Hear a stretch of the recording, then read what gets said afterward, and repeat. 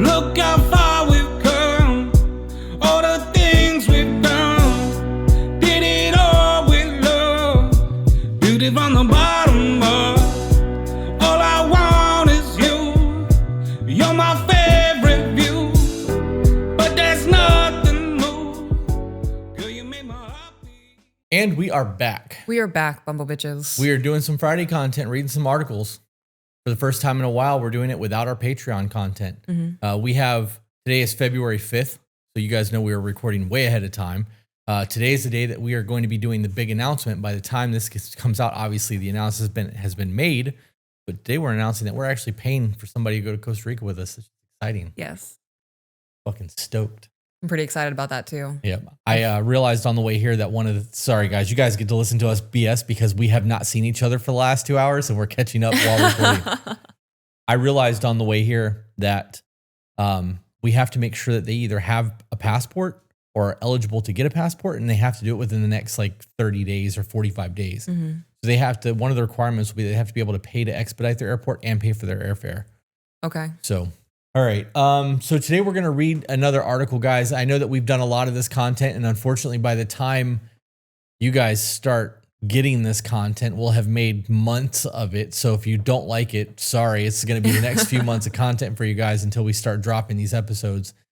Maybe we should drop one early and see what people think about it. I mean, Patreon enjoyed it. Patreon has been enjoying the shit out of these. So yeah, but Patreon enjoys everything we do. They're like our super fan base. Yeah. Where all the cool kids are. I mean, we could start taking submissions for Friday content. Oh, we could do that too. That's a Zach and Jenny question, how Yeah. we would make that work. Right. Okay. So this article is called Navigating the Victim Mentality, How Living in the Past Holds You Back from Healing. What a title. Pretty good title. Pretty good photo they used too. Yeah, I like that. Yeah. For those of you who can't see what we're looking at, this is a train track bridge through a jungle with a dude walking in the center of it. It's a great, great image. My camera will be here today. Ooh. I'm so pumped. So pumped. Means we get to have a weekend away somewhere. Yep. Oh, I got a response from that Airbnb. Yeah? Yeah, I haven't opened it yet because it just makes me feel sticky. We found a bondage Airbnb, guys. And like, I was like, oh, that's really cool. And I was like, that's really gross. And I was like, that's really fucking gross. And I was like, I bet there's cameras everywhere in that Airbnb. And then my curiosity got the best of me and I had to send a message. I haven't opened it yet. It skews me out. It'd be a really dope place to take photos. Yeah, it would. It would. It absolutely would. All right. This says this article is meant to educate and inform on how a victim mentality may develop as a result of repeated traumatic experiences. It additionally discusses the key reasons behind why a victim mentality may manifest. However, some may find the information triggering. Now that I have read the trigger statement, I'll turn this over to my hot wife. Thank you. Go ahead, Mrs. Burkett, do your thing. Oh my goodness. Hey guys, little quick interruption. If you're enjoying the content, please leave a like. And also don't forget to comment. We enjoy interacting with you guys and hearing your opinions, and it helps the algorithm. It's also free to do, and if you really want to help make sure the show continues to do, hit the subscribe button and share the content across your social medias. It costs you nothing, and it greatly helps the show. There is a plethora of information available online that tends to reinforce a victim mentality by pointing fingers at a person as somehow being overly dramatic or exaggerating the extent of their lived experiences in order to gain sympathy. The reality is that the more someone tries to shame a person for having developed a victim mentality, the more those types of articles reinforce the dynamic. It becomes a circular argument, hence those kinds of articles become counterintuitive to what they are trying to convey by perpetuating the role of a victim. It is my hope that this article can help shed a different light on a victim mentality. Okay. I have a deep-seated hatred for victim mentality. Yeah, me too. I wouldn't say a hatred, it's a very deep-seated frustration. It's a hatred for me. Yeah. Yeah, I view that as manipulation. Yeah. And I think that people who live in that victim mentality and utilize it to bend people to their will is like one of the worst type of people. Oh yeah, I agree with that. Because there are good, genuine, good people out there who want to help people. Mm-hmm. And when they come across people with the victim mentality, there's a give and take that happens. And those takers will continue to take. And that good person can only give so much. Right. And in the end, that good person will no longer be a good person because they'll be scorned by somebody that fucking did them dirty while they were trying to help them. So. Yeah. A victim mentality is a mindset that is learned and conditioned over time and from repeated exposure to traumatic events, mainly events that are correlated with relational trauma. When a person develops a victim mentality, how they see themselves and the world are negatively influenced by their overall outlook, including a sense of learned helplessness, hopelessness that things will improve, a lack of personal agency, and where others are blamed for their own feelings. As a psychologist and trauma specialist, I have heard hundreds of personal stories over the years where a person was shamed or judged for struggling to move past having been victimized and now are being told they have a victim mentality and to just get over their pain. I have heard hundreds of personal stories over the years where a person was shamed or judged for struggling to move past having been victimized. I believe that. Mm-hmm. I believe that people get tired of hearing that shit. Yeah. I believe that it's cool to now have depression and to be emotionally trendy. Right. It's trendy, right? It's no different than people being afraid of clowns. Like there's just social norms that people hear and go, oh, that's a thing. Okay, I'm gonna do that thing. It's high school shit, middle school shit. Like, and then people continue that into their adult lives. You hear it in regurgitated speech all the time. Yeah. But for that to be a thing, there are people out there who have experienced enough of that in their life and heard enough of that in their life where they don't fucking care anymore. They've become insensitive to it, which is what I was just saying a minute ago about being scorned. Yeah. I absolutely believe people are tired of that shit. Nobody wants to fucking hear about your problems. Right. In the grand scheme of things, people really don't give a shit about their fellow man. They really don't. Their partner should give a shit about them, but the general society as a whole has become very calloused. I think that shaming and judgment and all of those other negative emotions that come with it, I think are more prevalent when somebody is not willing to try to get past the victimization that happened or try to grow from it or be a stronger on the other side of it. And they are using it to benefit their laziness in life or as an excuse for their laziness in life. I can't go to work today because 10 years ago, my mom yelled at me. Right. They're using it to justify their shitty behavior. Yeah. I agree with that. Yeah, I think there is definitely a difference between being a victim and having a victim mindset. But that whole discussion that you just had, that statements that you just made, also applies to borderline, bipolar disorders, CPTSD, all of the labels that you can be given. Once you have the labels, you have the opportunity to start doing the work and changing your thought process. So I've done a lot of DBT and CBT, and I heard something today called cognitive processing therapy, CPT. And I think this will be my next deep dive. Yeah. Because that's about addressing the trauma and not the triggers. And CBT is about addressing the triggers. Okay. So a victim mentality can result from complex relational trauma, abandonment, neglect, abuse, or attachment insecurities. A history of complex trauma that begins in your childhood sets the stage for believing that trauma and pain are all you're going to ever get out of life, thus adopting this type of mindset. Similarly, a history of narcissistic relationships, family, friendships, partners, or workplace can reinforce a belief of feeling victimized by toxic people in your life. Before you scroll down, that a history of complex trauma that begins in your childhood and sets the stage for believing the trauma and pain are all you're going to get out of life, thus adopting this type of mindset. I'm only willing to listen to someone talk about the same thing over and over again, like a set amount of times. If every time I call you on the phone and you're griping about the same exact thing and it's been 6 months, 7 months, now we're going on a year, and all of our conversations comprise of you went through this, I am all here for trying to help someone work through something. We can have conversations. We can have text message conversations. We can meet up and have coffee. We can do like once a day coffee. I mean, not once a day, once a week coffee meetups on like Sunday or whatever. I am all about being community and support for people. But if every conversation, if I bring up my son just started reading the next level of books that are harder for him, you're like, oh yeah, that's great. My dad never gave a shit about me. right. Why would I want to share anything with you anymore at that point? Because clearly you're so wrapped up in everything going on in your life and you're not even trying. Where No, I'm just going to talk in circles at that point. Well, that's also that pity me mindset. Yeah. It's not just a victim thing. At that point, you're trying to change the conversation from something positive to something negative about you. Right. So that you can siphon the energy and become the sole topic and get everybody feeling sorry for you so that you can feel full when you leave. Right. And there's a level of, well, they care about me because they listen to my problems that come from that. But if that's what your existence is, that's problematic. It is. Furthermore, you're going to find yourself isolated and alone because nobody wants to hear that shit.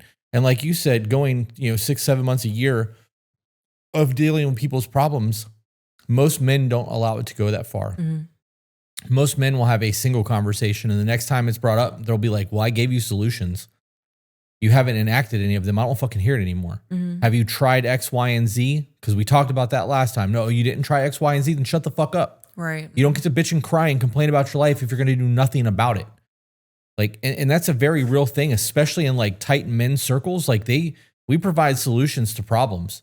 And there's a difference between venting and like problem solving. I understand that, but that's more along the line of women to men than men to men. When men are talking, like we are bringing shit up because we are looking for help. Mm-hmm. We've done everything we've thought to do. Now we need an outside source. We're not bitching to bitch. And that's part of the reason why men don't seek therapy the way that women do, because it's viewed as weak to bitch and complain about your problems.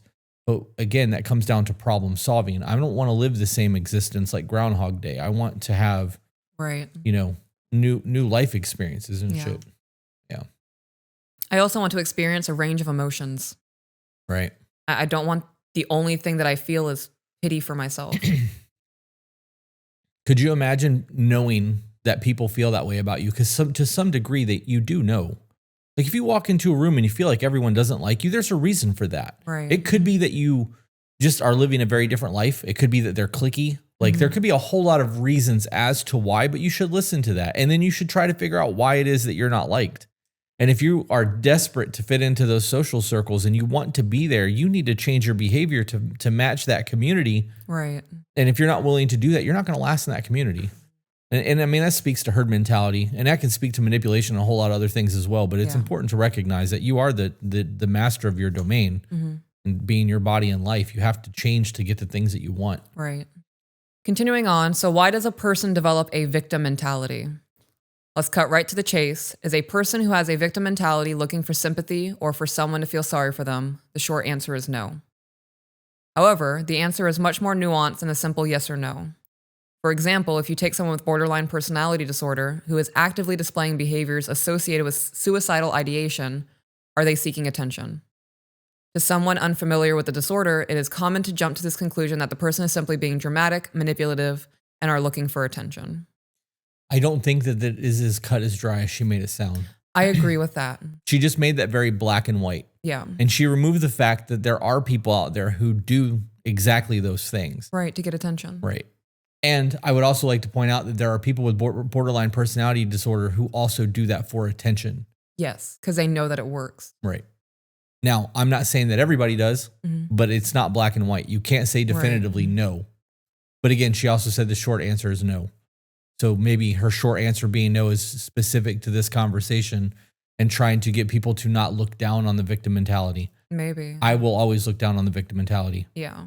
I'll look down on the victim mentality when I have it. Because there are times where I feel fucking defeated and feel like a victim and like the world's out to get me. Why can't I just do X, Y, and Z? Why can't my back just feel better, right? Yeah. But I don't like hearing that even from myself. Right. As somebody with borderline, when I come to you and say that I'm having that ideation going on, part of it is attention. I need something from you as another person to let me know that everything's okay right now. I do want your attention on me when I say those things to you. If I said that to you and you're like, whatever, babe, this is another Tuesday for you. Yeah, get over it. Right. That would hurt. I think the reasoning that people say the things they say should be more looked at versus just everybody who says it is not seeking attention. Right. Right. Because like you said, I know people. I received text messages from a dude that I broke up with, self-harming. And the only reason he did it was to try to get me back with him.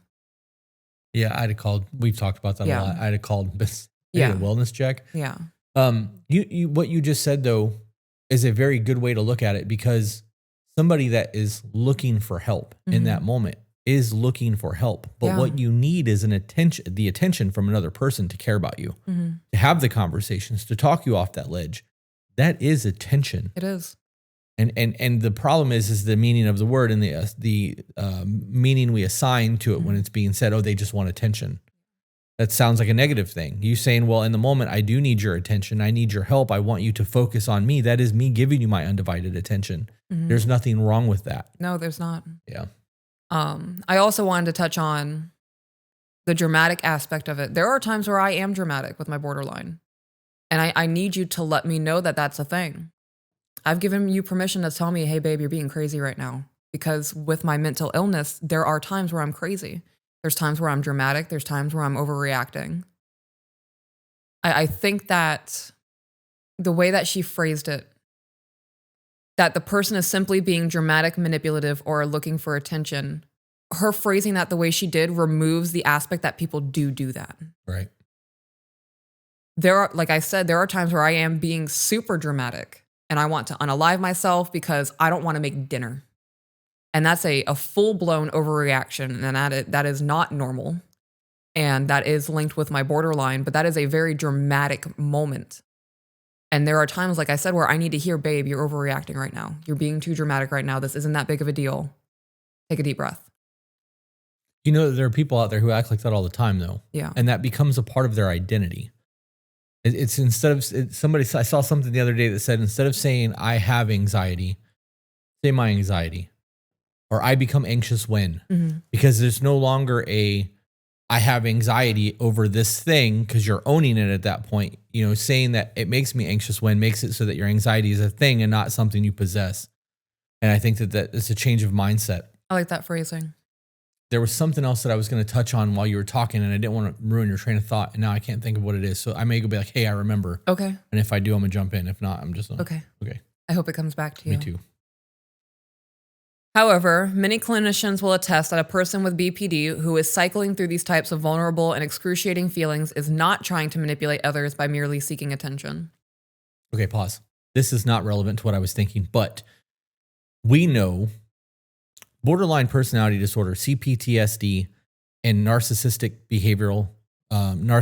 personality disorder, and even sociopathic tendencies are very, very closely linked. They bleed together, yeah. So knowing that somebody who has BPD could have high narcissistic tendencies, not calling them a narcissist, they have high narcissistic tendencies. Somebody who has BPD who is cycling through these types of vulnerable and excruciating feelings is not trying to manipulate others by merely seeking attention. That may not be true. Right, that may not be true. Right. I used to be that person. Before I knew that I had borderline. I remember. Okay. In the Discord this morning, we were talking about borderline personality disorder heavily because somebody posted a video and it was like 5 minutes long. And the woman that was making the video was making excuses for the way people behave while they're going through a borderline episode. So that's what triggered this entire conversation, just for backstory. In Discord, I said, if you look at Peaches and I, you see the healing of borderline personality disorder from two very different ends. Yeah. Because you've only been diagnosed for a few years. I've been diagnosed since a teenager. I've had, 25 years to work on myself, and I don't have borderline episodes the same way that you do. Right. I still have borderline tendencies, and I still have moments where I realize I'm being triggered, and I'm able to address the trigger, address the emotional state that's happening in the moment, and then I'm able to logic brain think through things. So for people who do have borderline, it's not something that you're going to suffer with forever. If you have a label, you know what the label is, you have the ability to start doing the research, to start creating workarounds for your behavioral patterns, to establish new behavioral patterns that can better assist you with navigating life. You can see the changes in you from the podcast from the beginning till now. Yeah. So that's what I was going to say. Okay. Just because you have borderline personality disorder does not mean you're going to suffer with this shit for the rest of your life. Also, it has been stated by numerous scientific studies that people with borderline get better as they age because borderline is stemmed from trauma. And as you remove yourself from traumatic situations and from your abusers, you can start to heal. So it gets better as you get older because most people distance themselves from their abusers when they realize what the fuck is going on. Right. They cut people out of their lives. You're a toxic piece of shit. I can't have you here. And it's a lot easier to heal if you've removed yourself from the environment that you were hurt in. Okay. I'm sorry. I know that you were on No, a you're thing, good. but let me go back up so you can reread that last thing. No, Okay. I'm rereading it now and it's not triggering what I was thinking. Okay. But you said something and it triggered a new thought. You said that from the beginning of the podcast to now, you can see a difference in me. Mm-hmm. You can also see me cycling through my borderline on the podcast. Yeah. Like the days where I am off, that's me struggling with my borderline. All right. Well, we've seen you like straight shut down. Yeah. Once. It's happened once where you Yeah. got up and actually left the room and like you were done. You just Yeah. quit the podcast. It was a live stream, but if it was a regular podcast, we'd have just deleted it. No one would have ever known that it was that bad. Right. There is a level of we want everyone to see the rawness of us, but there is also a private life that has to happen. And those really dark moments isn't for show. Right. So we would have not cast that. But you are right in that you can see that, and you can see us working through your episodes and you not exploding and becoming psychotic. Or volatile. Right. I do believe that people lean into their diagnosis to excuse their shitty behavior. It allows them to keep doing what they're doing because I have this certificate that says that I have this. Yeah. You know, which is wild to me. I don't mean this in a shitty way. I don't mean this in an offensive way at all. I just had this train of thought. You know, I've seen people on TikTok who are massively disabled and they're living their life to the best of their capabilities. They are not allowing their disabilities to hinder them or be an excuse to not leave the house that day. But people with mental illness do that. Yeah. People with disabilities will do it too. Right. It's a difference in desire. Right. I don't know. I just see more of a want to change things when there's a physical restriction versus a mental restriction. Does that make sense? It does. I also think that that's a lot easier to recognize with a physical disability because it is visual. You can Yeah. see it, whereas mental disabilities are not. Right. You know, they're spoken about. Mm-hmm. And because it's become trendy to not be okay, Mm-hmm. I think it's overstated. Yeah. I think that a lot of people lie about it to get sympathy and to justify their shitty behaviors. I think that's also a defeatist mindset. Yeah. You may not even call it a victim mentality. You can call it a defeatist mindset. If you've lost your leg and you used to love to run, knowing that there are prosthetics out there that people have used in the fucking Olympics, Mm-hmm. you don't get to make that excuse anymore where you lost your leg. No, you just don't want to do it because you're feeling sorry for yourself Right. or it's too hard. Yeah, I was just about to say the road to getting back to doing the things that you enjoy doing after a massively traumatic event is not going to be easy. Nobody said any of this was going to be easy. Right. But how bad do you want it? I view that as the thing across the board in Yeah. every aspect. Continuing on, instead, they are experiencing deep emotional pain, authentic fears of abandonment, and intense feelings of emptiness and numbness. They do not want attention, they want the pain to stop. They want validation that what they are feeling is relatable and that they will get through it. They are looking for a solution and for someone to throw them an olive branch and a lifeline. So you just said they don't want attention, but they are simultaneously looking for somebody to give them an olive branch and pretty much save them. That's seeking attention. It is. It absolutely is.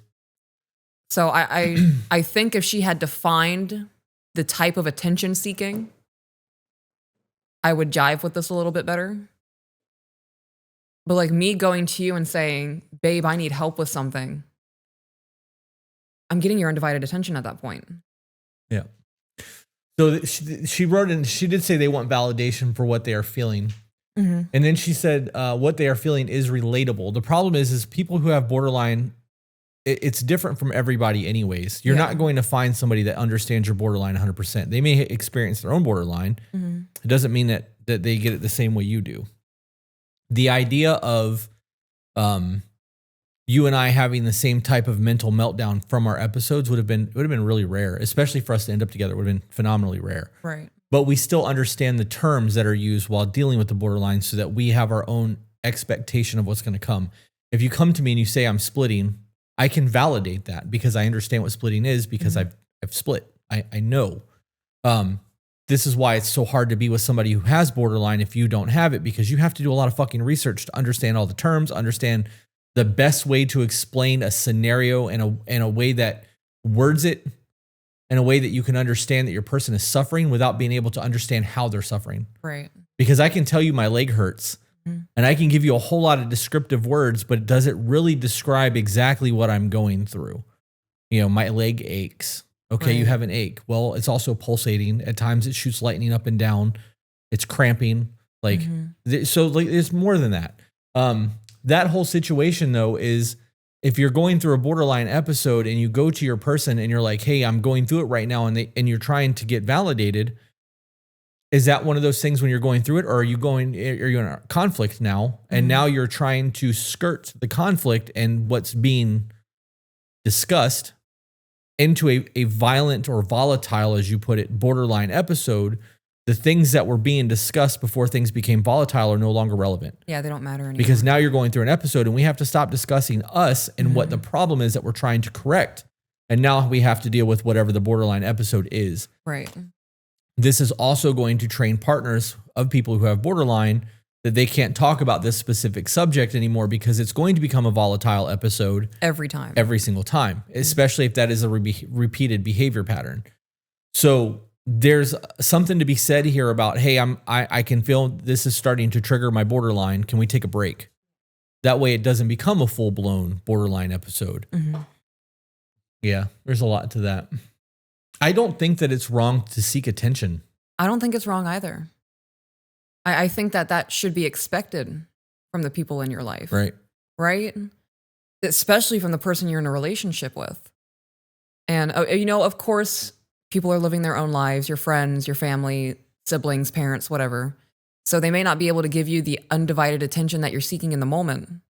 But if you message them and they're like, and you say, hey, I'm having a really hard day today. On your break, can you give me a phone call? That's it. And they're like, no, get fucked, figure it out on your own, then that's not the kind of person you want in your life. Right.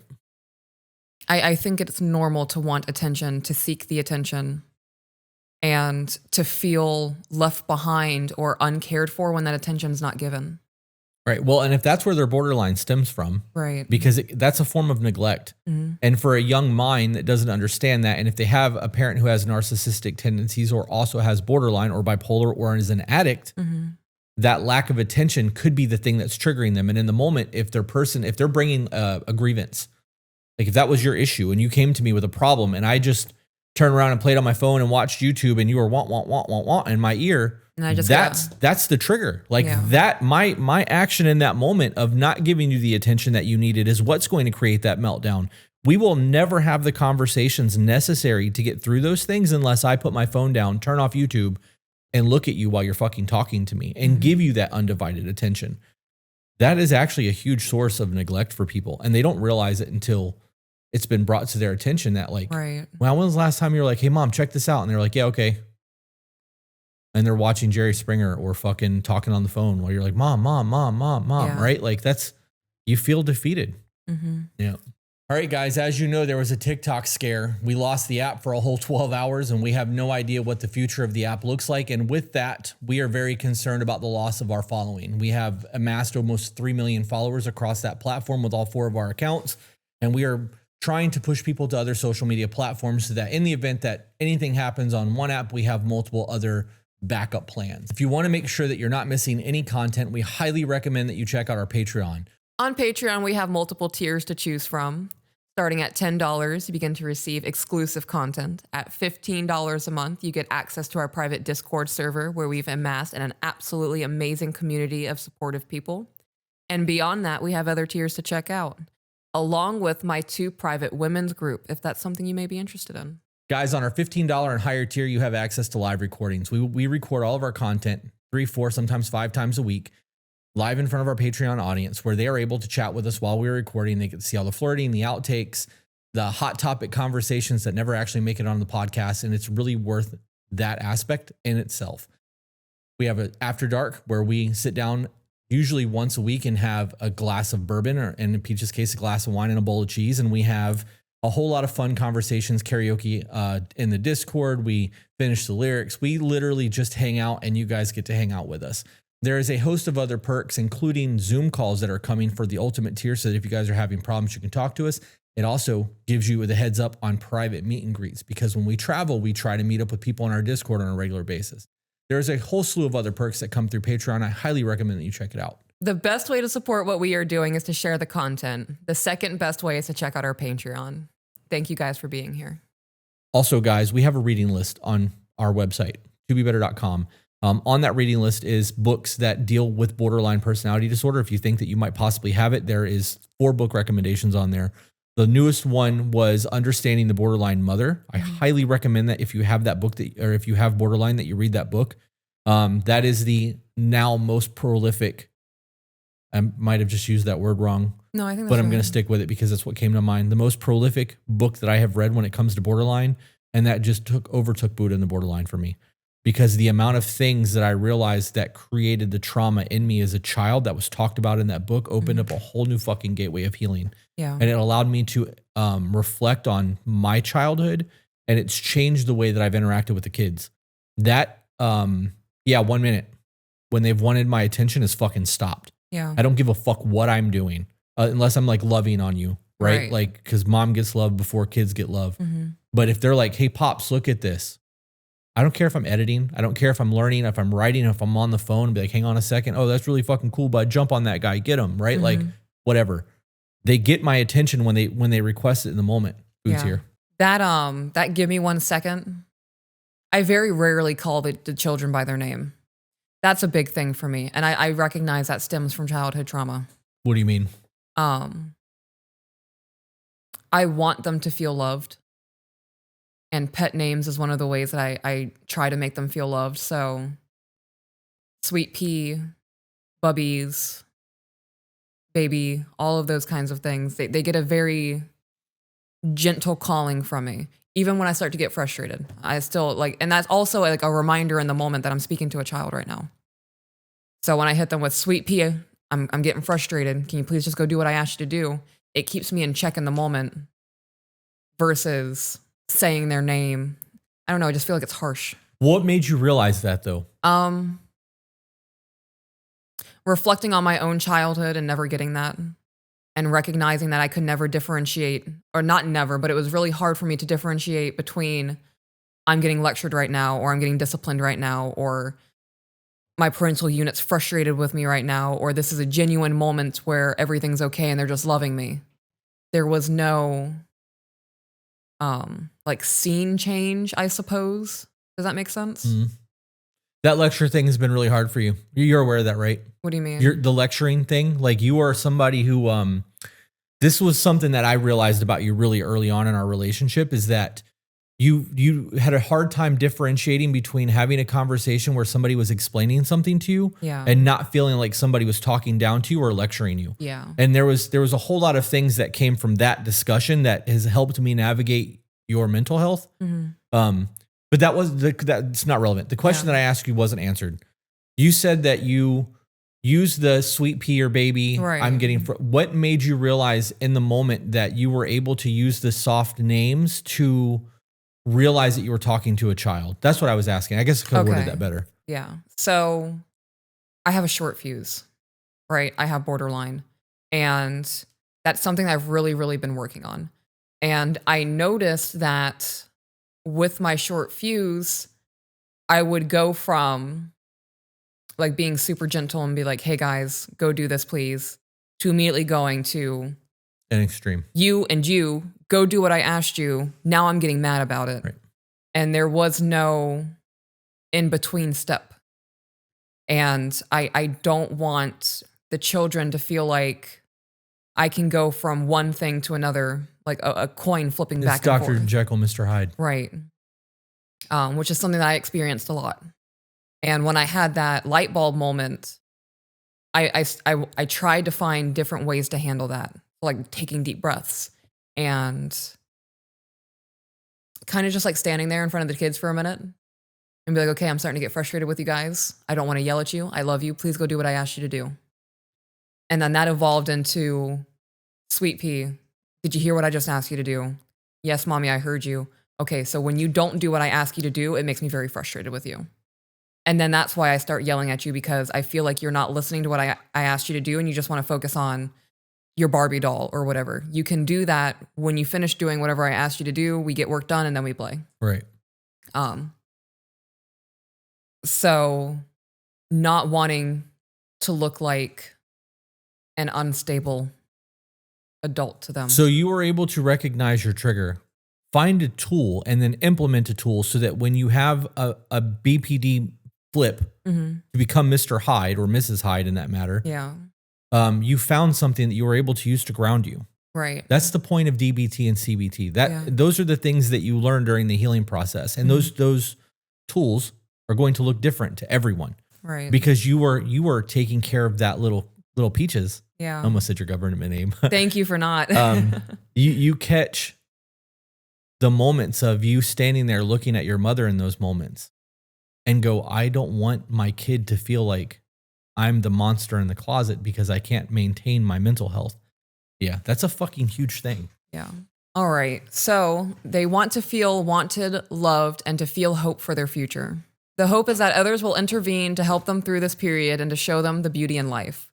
While this is a very unhealthy way of seeking support and compassion, most times the goal is to lessen the feelings of desperation and emptiness and to look towards something that gives them hope for the future. So I am still, I feel like I'm still like, I just passed the infancy of healing my borderline, and now I'm in the toddler stage. And I just finished a cycle with my borderline. And this is the first time I've done it sober. So that was a lot. But when I need to feel wanted, loved, and like I matter to my husband, I need your undivided attention. I don't want you sitting on the computer for 8 hours. I don't want you on your phone while we're watching TV at night. I need that intimate connection, which fuels that feeling of being wanted, being loved. Like I'm the only one that matters, all those kinds of things. And that's only in my marriage. I need to feel like I'm the only woman that my husband wants for the rest of his life. But that is a tension. I'm really hung up on the way that she chose to phrase all of this. Yeah. I want to add that you were not sober. First time you've done this unmedicated. Okay. Because you saying sober sounds like you had a drug or an alcohol addiction. Right. To cope, and it didn't. You had your medical card, cannabis. Yeah. It's not like you were out there fucking. I'm not doing meth or anything. Right. No, it was very much phrasing that way, I would even view like pharmaceuticals as, I mean, those are drugs. Mm-hmm. So looking back on me being on all those different kinds of medications for my depression and my anxiety and all the things that I was going through, I don't view that as me being sober, because that's something that still clouded my judgment, something that blocked receptors in my brain and created false chemicals for serotonin or whatever. But you're right, phrasing that I did it unmedicated is definitely a less confusing way to say that. I view a difference between drugs and medicine as drugs used to treat a symptom, and medicine is used to heal the problem. Yeah. So like taking an antibiotic to not get an infection after a surgery, I view that as medicine. I agree with that. taking an SSRI to go to therapy to heal through psychotherapy, talk medicine. Mm-hmm. The therapy is the medicine. The drug is the SSRI that you're given to get through the therapy. Right. That's how I view that. I know that's not a thing for a lot of people, but that makes sense. It does make sense to me. And that's the way I've always viewed the difference. Yeah. I think that's why I'm into plant medicine and herbalistics and shit the way that I am. Mm-hmm. When it comes to a victim mentality, there are many parallels with the above example seen in BPD.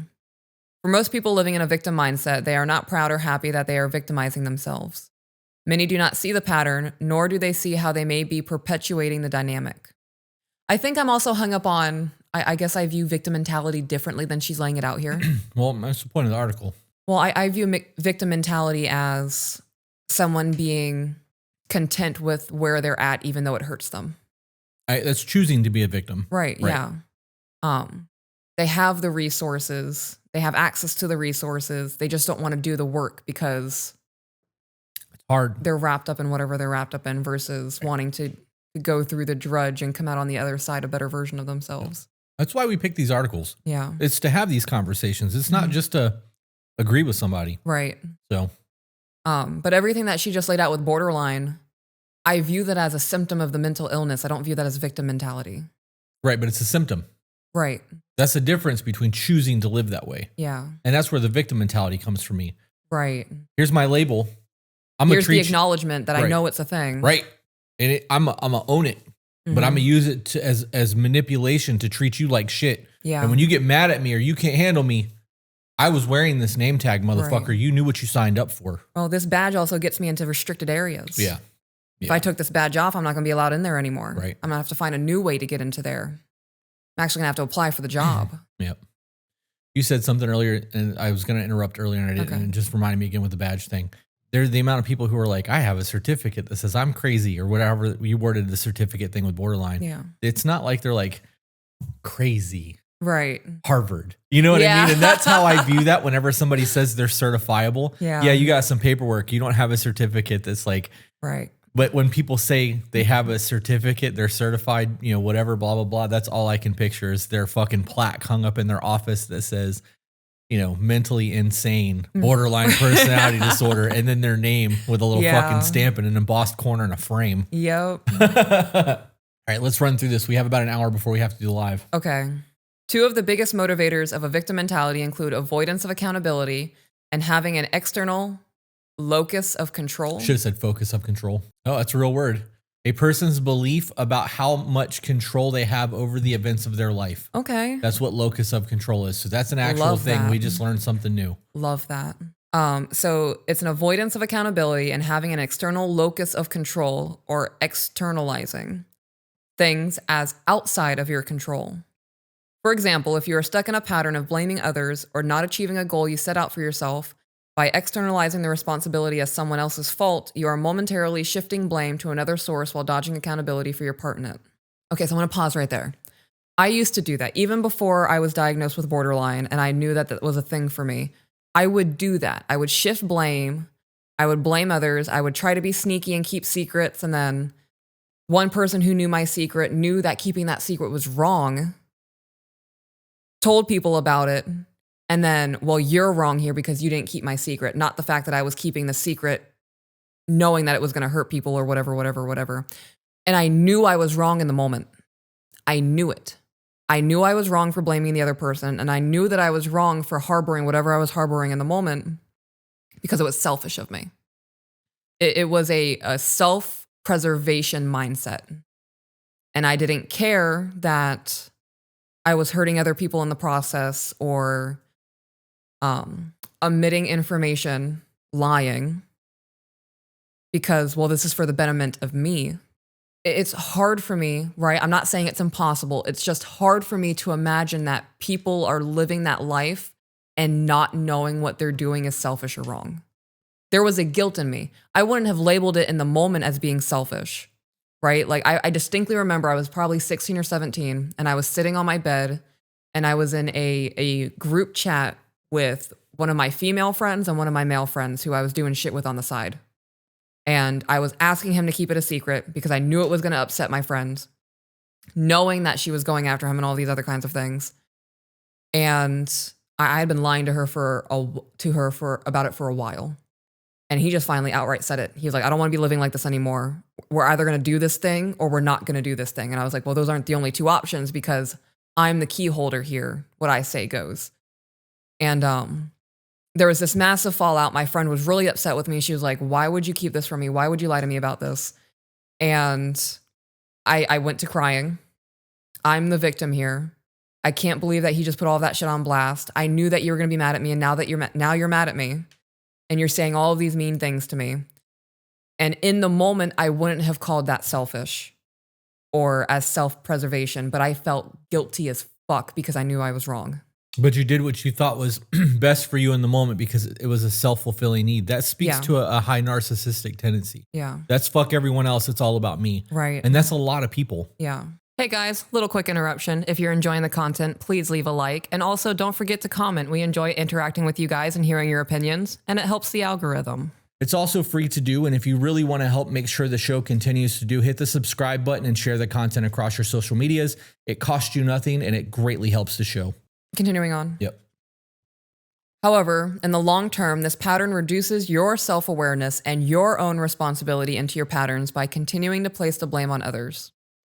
For example, instead of examining why you chose to not take accountability for not studying for a test, or why you did not take your company's training seriously on a new program they rolled out for your position, you may externalize it as your instructor's fault for not giving students enough time to study for the test, or blame your company as the culprit for not sufficiently training staff. Mm-hmm.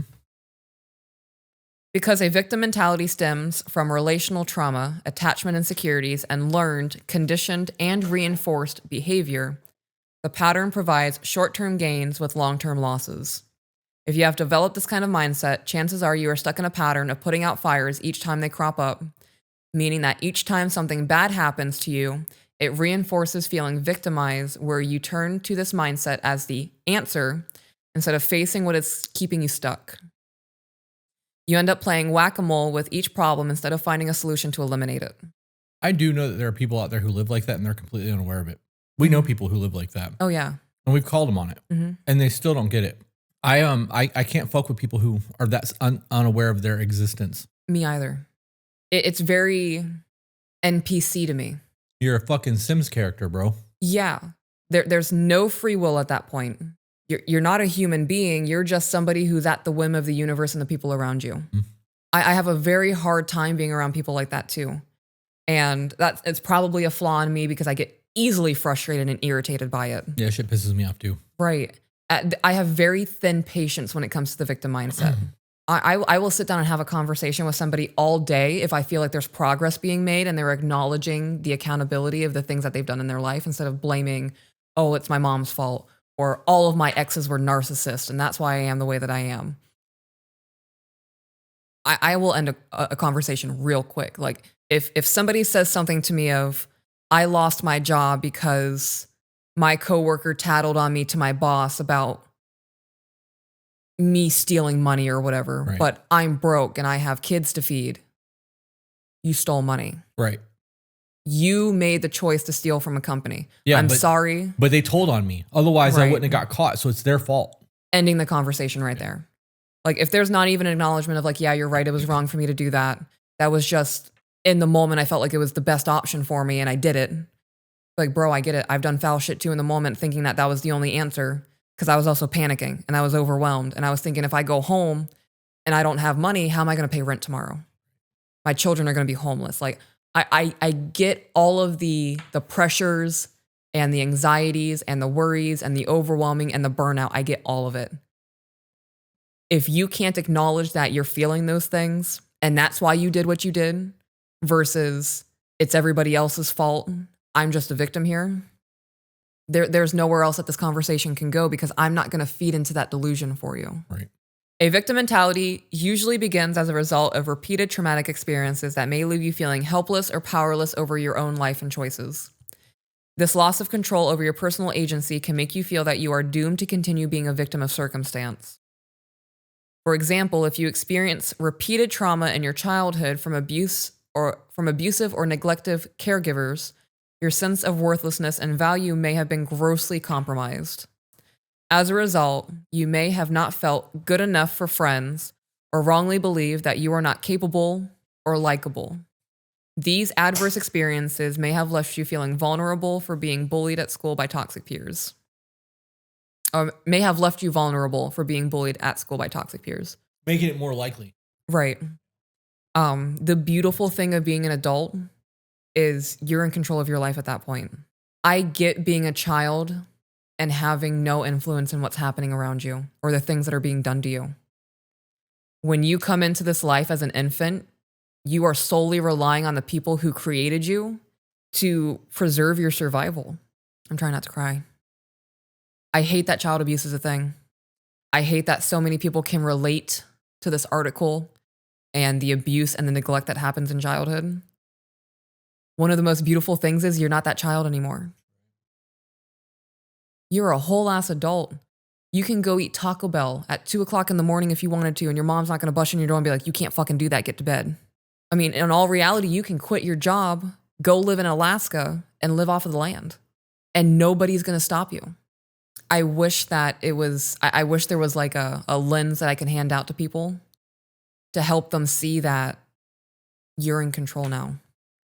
Continuing on, now instead of applying for a promotion that your skill set and education both show you are qualified for, you may choose to sidestep applying for the job out of fear of receiving constructive criticism from your new boss. Your sensitivity to constructive criticism may not be the result of the feedback itself, but may be a byproduct of a victim mentality and an inability to separate any traumatic experiences of having been bullied in the past from your value and worth in the present. Thus, you may be boomeranging back to the past when you were bullied as validation of why you should not apply for the job out of fear of more criticism. This is a very prevalent thing in my women's groups. I have a lot of women who are with men who can't take constructive criticism about the relationship. They get defensive, they take it as an attack. And I'm going to share this with the ladies and hope that it triggers something in them because they live with their men 24/7. I just get little snippets of what they say. So maybe this is a thing for their men where they are just so used to being beat down and feeling like they don't matter that their instinctive reaction is to defend and be a biting dog versus recognizing that the person that they're with is not the person that they've experienced in the past. But challenge that. So speaking on the bullying aspect, Okay. right? People not having power, not there, like they said here, afraid to even try to get a job out of fear of more criticism. Being the bullied child, being that person that lived that way their entire life, and now in a relationship where they are the proposed leader of the home, to have that leadership challenged because they can't take criticism is where that defensiveness comes from. People who don't have good leadership ability will always get defensive when somebody tries to criticize them. They're not going to understand that you need information to properly lead. Right. And to grow. Right. There's a book written by Jocko Willink called, it's either Extreme Ownership or The Dichotomy of Leadership. One of those two books. And it's written by Jocko Willink, but it talks about leading up the chain. If you have your kid is getting bullied at school and they can't come and talk to you about it and they're not able to give you that information up the chain, you can't do anything about it. You can't effectively lead your home. And this comes from people who are put in positions of leadership that aren't ready for it, getting married too early, not having their shit together, not being ready for a family and just fucking winging it. But that's a problem. Yeah. So all of that situation is probably why a lot of those men get defensive, because for the first time in their life, they're finally in control of their life and they feel like they have the ability to do whatever they want. And then their partner's bringing criticism or you need to change, you always, you never. And they're not having real conversations. They're having controlling conversations. Right. And maybe the mother was the abuser. Now there's another woman that is a mother wife trying to dictate the way the house is led, and you have two people trying to run a household with opposing views instead of trying to run a household together. It's going to create a whole lot of fucking problems. It is. When a person is stuck living in the past with a victim mentality, they often feel that they are identified by their trauma. This dynamic is commonly seen in trauma-bonded and narcissistic romantic relationships. If you repeatedly find yourself in a relationship that starts out with high intensity and passion, followed by the inevitable crash of being controlled, manipulated, or gaslighted, shouldn't I say gaslit? You can start to believe that you are only deserving of this type of relationship. Yet, by the time romantic relationships are in play, there is typically a long-standing history of early abandonment, rejection, and abuse that overshadow your choices in a partner. So I'm still making my way downtown. It didn't start with you. This book is wrecking me. Yeah. Like I can only listen to like 10 or 15 minutes at a time, and then I have to stop and really process what's going on and then cry a little bit. I get that.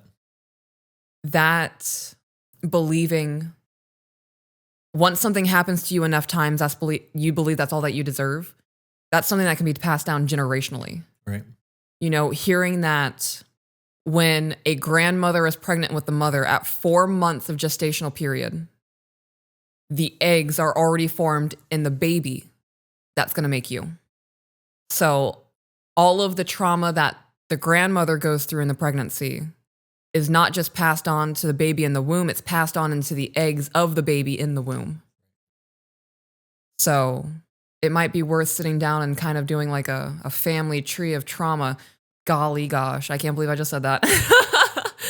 But mapping out that family tree of trauma and really understanding the things that could have been passed down to you could also help alleviate the things that are being experienced in the present time. Right. I'm suddenly super overwhelmed with being a human being and being alive and being in the world. The amount of information that we can take in, and like once I really think I understand something, I recognize that I understand nothing. And hearing that, you know, an uncle who passed away before I was 3 could have an impact on the trauma I experience is wild. And that makes me feel like all of our souls are connected in some type of way. They are. It's just, okay, I'm derailing too much. For example, if you have a history of abandonment in your childhood from your parents divorcing or one parent abandoning the family, these experiences can plant a subconscious seed with you with what you perceive about all relationships. Your fears of abandonment may have been further reinforced depending on how your parents handled the divorce, how they co-parented, and whether they showed investment in you. If your mother's idea of handling the divorce was to bash all men as horrible and abandoning, this may have planted a seed and a victim mentality in you that you will eventually be abandoned as well. I've never thought of that. Well, that explains why explains why all of my relationships beside this one has failed. I mean, that's a contributing factor, a really big contributing factor. Right. Fast forward into your romantic relationship history, and you may have a laundry list of exes who proved abandoning, thus reinforcing your victim mentality. However, without analyzing why you chose those kinds of partners, it does little in helping you understand your role in partner selection or how you may be inadvertently living in your past with relationship choices. I absolutely fucking hate that she did not add your actions in the relationship. Because if you have the fuck all men mindset, they're all going to leave anyways. Your behavior self-sabotage is going to be reflective of that mindset, and you are going to self-sabotage your relationships. Yeah. This is the accountability that we talk about. Right. I was also thinking that. I'm so glad you said that because my mind went to, I was also part of the problem. Mm-hmm. I was a self-fulfilling prophecy. What man is going to want to be with a woman who hates men? Right. Healing from the pattern. Choosing to heal from a victim mentality is a personal choice. Yet there are stigmas that go with hearing the words victim mentality, which can breed shame for anyone stuck in this kind of pattern.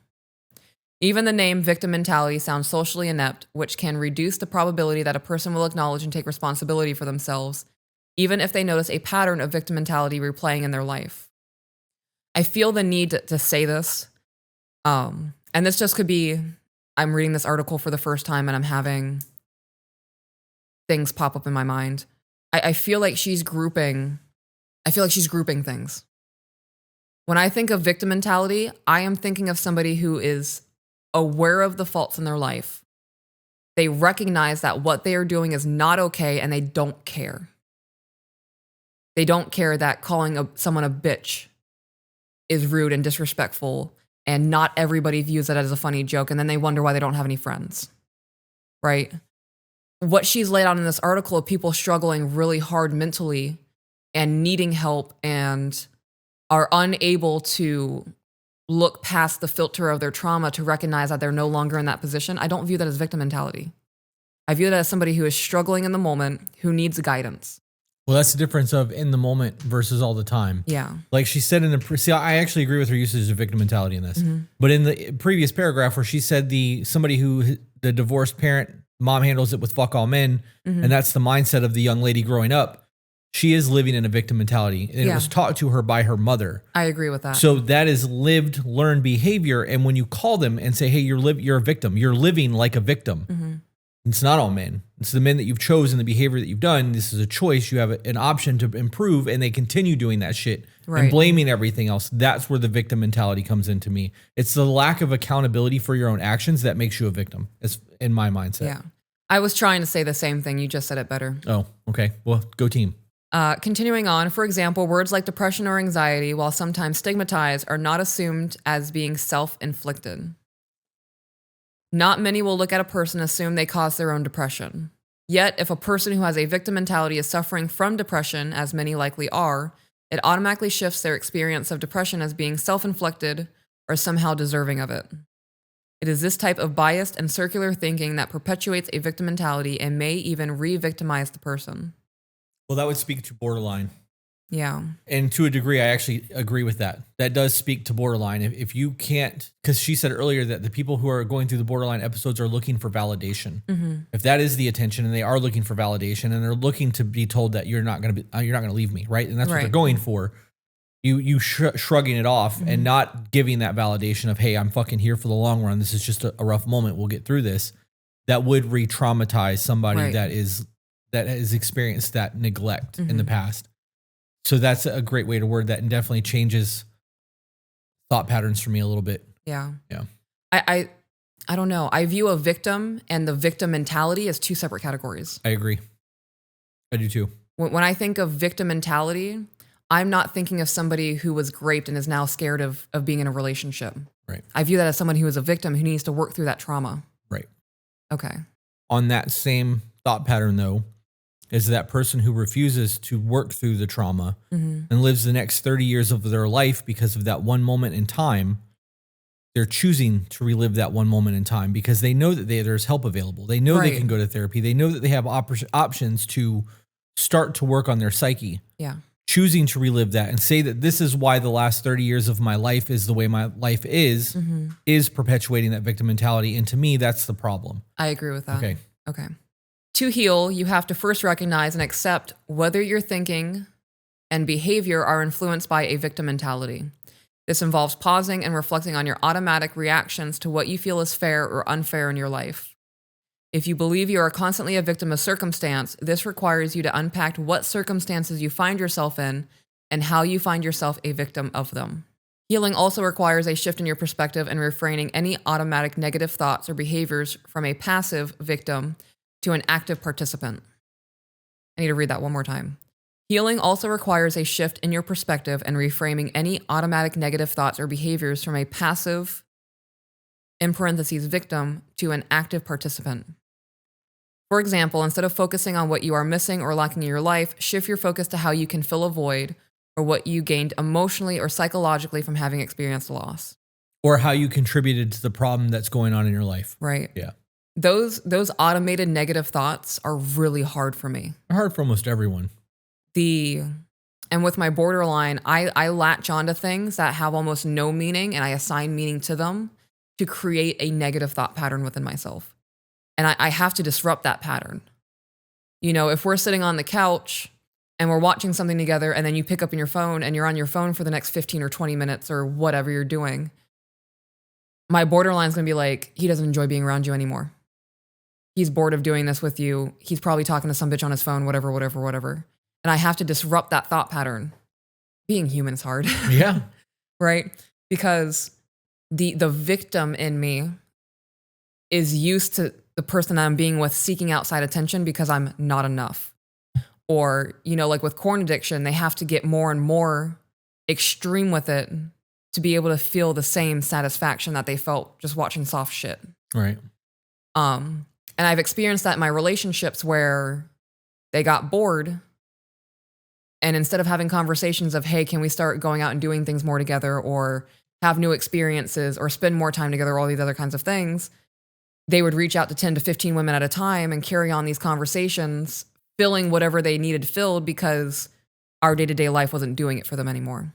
So disrupting that thought pattern and putting that victim away, a lot. Does that make sense? Mm-hmm. There's also the accountability aspect of it. Yeah. And how much of that, and I'm not saying this for you, your situation specifically, because I know your situation, but how many people have a partner who can't come to them about those things because of the way that they've been trained in response. So in the event that somebody was like, hey, I'm lacking attention right now. And you're like, well, I fucking give you all the attention I can. I'm tired. Right. I have a migraine. Why the fuck would I put out tonight? Right. And like it becomes a combative situation. Eventually that conversation stops. And then they're like, well, if I can't get the attention from her, somebody else will give it to me. And they start doing that shit. That's the accountability of the victim mindset. You have a role in your life. You are not an innocent bystander in the things that's going on with you. Right. Yep. Let's bang out this last little italic parenthesis and move on. We have no control over what happened to us or who may have mistreated us. We do have full control over how we choose to react to those injustices. We do have full personal agency over how much of our energy and time we are willing to dedicate to people or situations that do not positively serve us. We do have full control over the messages we tell ourselves and whether we show ourselves compassion and self-love. That's the end of that one. We are an hour and 10 in. We have food sitting here. We have to go live in 40 minutes. So let's just cut this, wrap up, and go right into eating our lunch. Okay. With that being said, guys, remember you are the author of your own life. So grab a pen. And we will see you on the next one. Bye, guys.